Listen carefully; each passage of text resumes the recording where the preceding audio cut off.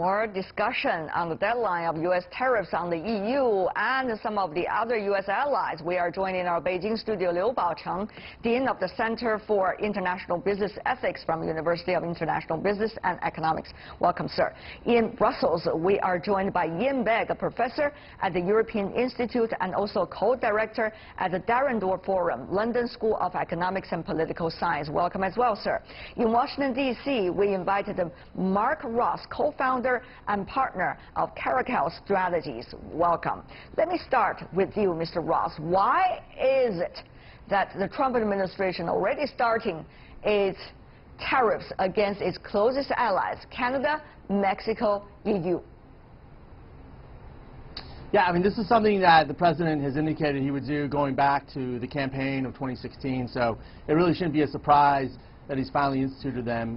What should be really a surprise is that it's frankly taken him so long. I mean, this is something he's wanted to do from day one. There's certain advisors in the Treasury and Commerce Department that asked him to delay them as talks were made with some of our trading partners in Canada and Mexico. But you know, we're seeing what he said he wanted to do, and he's holding a campaign promise. But the $12.8 billion, for example, that's the kinds of imports coming from the U.S.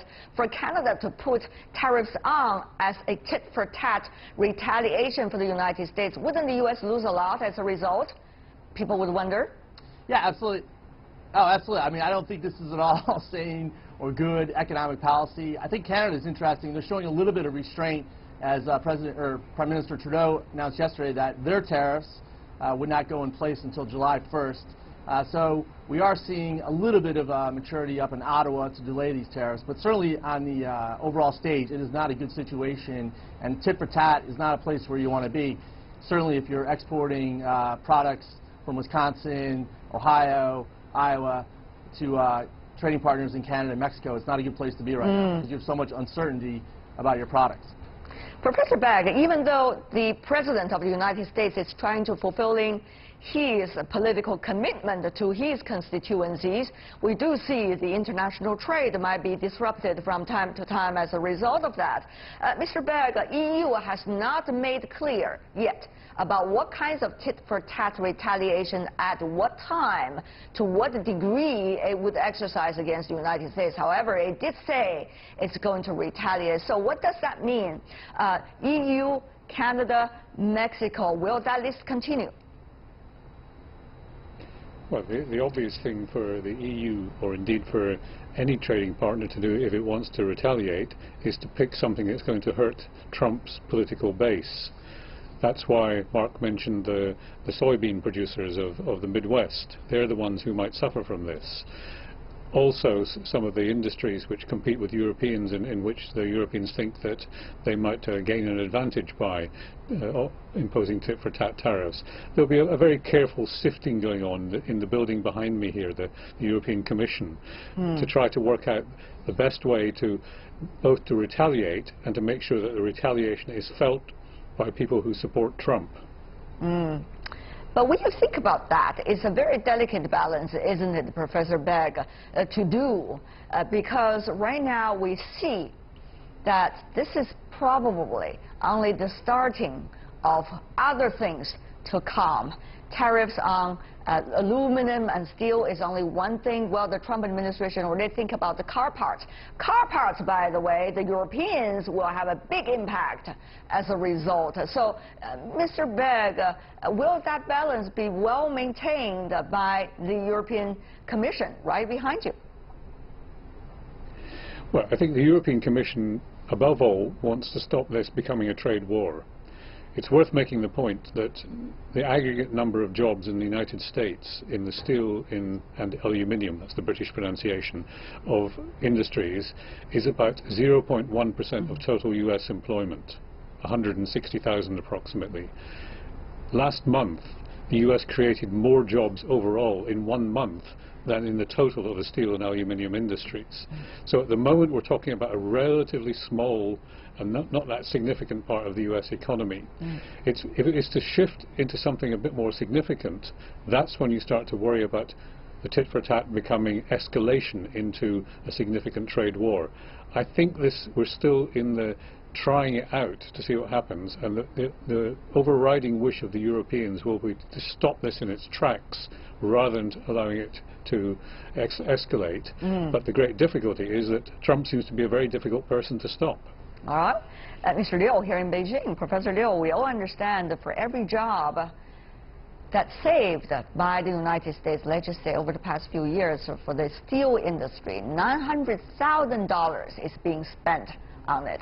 And that certainly is not worth of it if you look at the financial terms, but political terms, that's going to be much bigger than the financial terms for the Trump administration. Having said that, though, Professor Liu, Professor Beck said something very interesting. This is a try-out period for the United States and possibly its biggest allies in trade as to what they're going to do and how they're going to deal with each other. China and the U.S. now in trade disputes. They are already in trade negotiations. What kind of message is this really sending to China about its future interactions with the United States? Well, the good part is that it seems that China is not really singled out as the only adversary or revisionist. Therefore, China is really able to have, at least theoretically, to build more allies because you now face the same tough measures that come from the one source. So that's one. And the other is that China has a number of other independent issues that are addressing with the United States. So that's why now we expect also a very tough talk during the coming week when Ross is here. So the third signal is sending, well, to the world is that American first. It's not only American interest first, it's American rule first. So, he's trying to discard the multilateral trading system, and also he believes that the protectionist measure is the only magic wand that can really restore what he really expects the U.S. to be. Mr. Ross, therefore, the question is, okay, Canada and Mexico, think about it. Canada, Mexico, and the United States, that's NAFTA itself, right? I mean, if two members of the NAFTA are being punished by another member, obviously this platform is not working anymore. Doesn't mean another sign of the United States has decidedly given up NAFTA. Having said that, though, what does it mean also for the other multilateral regional trade bloc, not just NAFTA, but others as well? Is this going to be the start of the collapse of all of them as a result of today's event?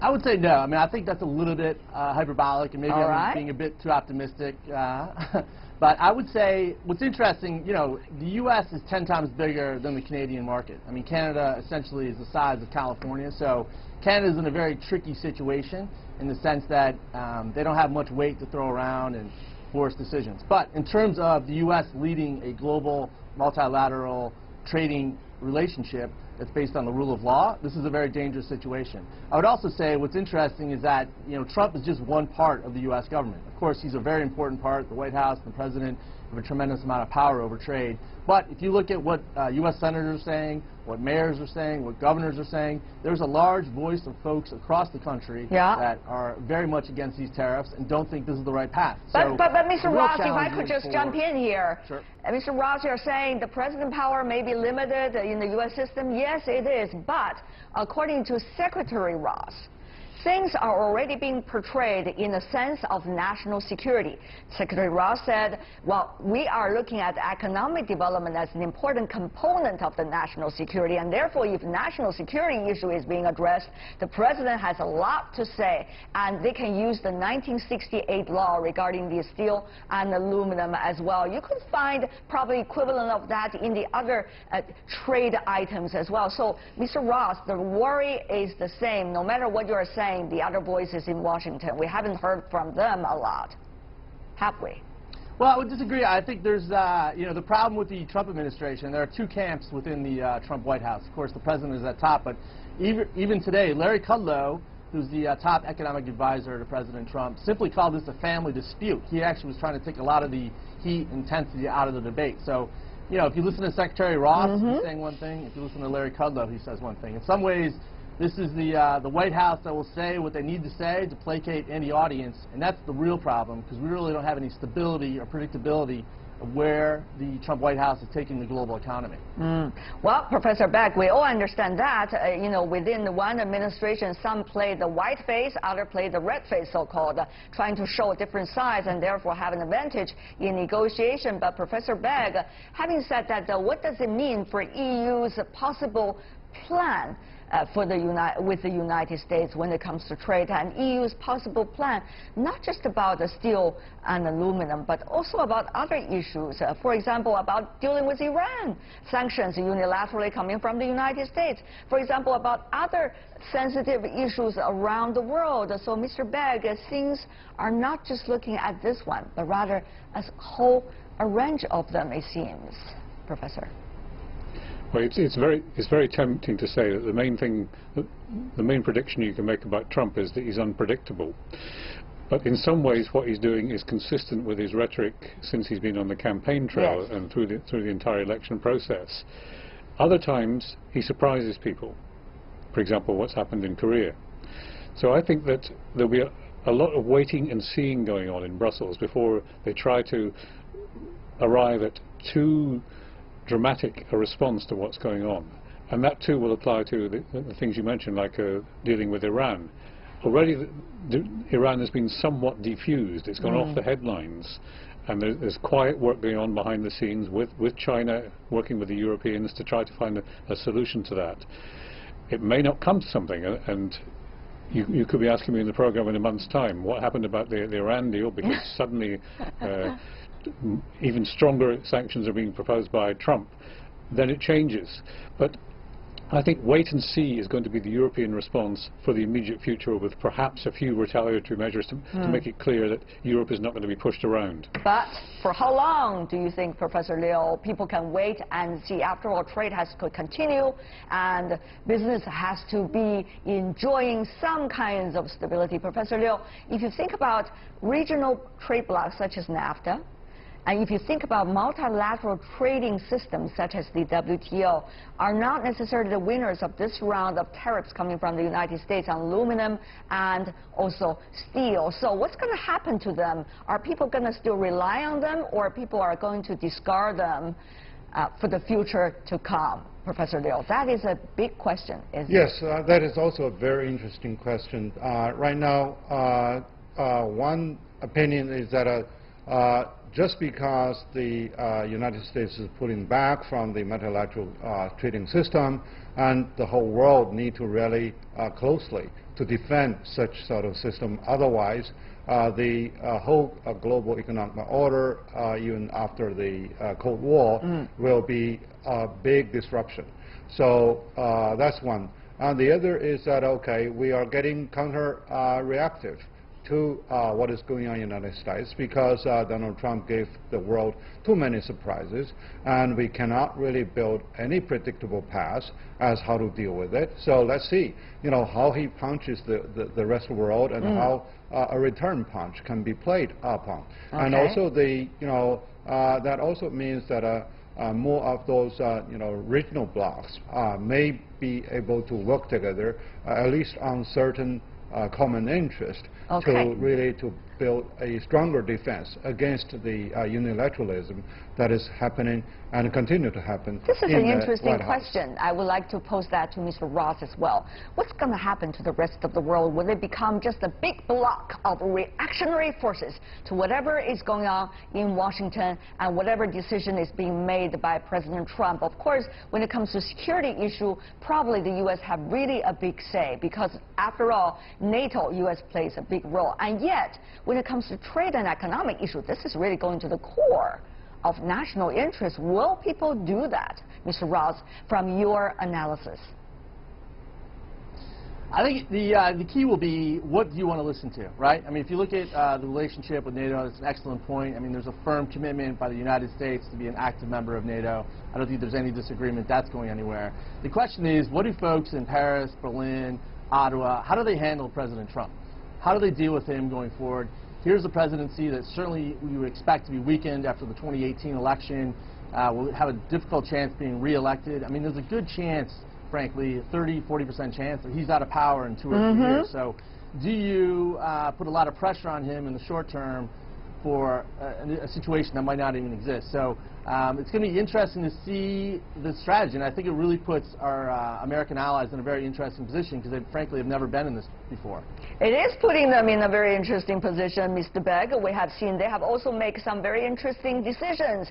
For example, President Macron going to Russia and gather together with President Putin, and also the Chancellor of Germany, Angela Merkel, almost at the same time visited China and tried to figure out some solutions to the issue that she concerned with the Chinese side. So it seems that the allies are taking some interesting actions, but many wonder, will they be about trade and the ultimate rules about trade, Professor Begg? Well, yes, the trade question is a basic one for the world economy and the world international order. I don't think we can escape from that. But it is worth taking a step back to imagine, suppose instead of just building a wall to keep Mexico out, as Trump has promised to do, he built a wall around the entire United States, and the United States withdrew from the world economy. Where would that leave us? Well, the answer is that it would disrupt certain companies, but European internal trade would still continue as before. Europe would still trade with China, with Japan, with India, and other big economic powers. The global energy market would probably benefit because the US would no longer be a net purchaser, as it has been over many decades, of oil from the rest of the world. So if you push it to that kind of extreme, I think you find some interesting speculative answers in that thought experiment. Very interesting. I'm going to think more further on that path. But before we go, Professor Liu, here's also an interesting question. Tariffs. Remember, that's an old word.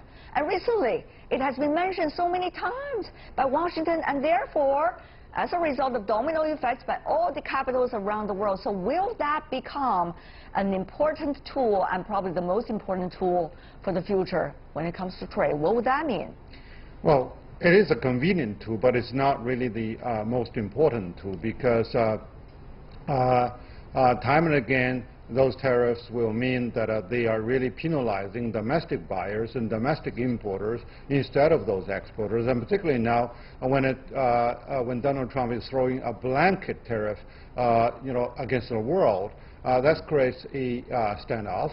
But in the meantime, all the supplier or all the exporters to the United States are really competing on the same level, on the same level playing field, and therefore that's definitely the who is going to pay the bill. So this is U.S. consumers and importers. Well, we'll see. Thank you so much, though, gentlemen, for being with us on this important topic. Liu Baocheng, Ian Begg, and Mark Ross. Thank you so much, gentlemen, for being with us. Have a great weekend.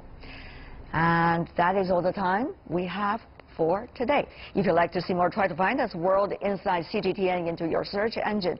Check out our YouTube channel. Follow us on Twitter, Facebook, and Sina Weibo. From me, Tian Wei, and everyone on the World Inside team, thanks for watching. Tune in again next time for insights across China and around the world. Everybody have a great weekend. Thank you, sir.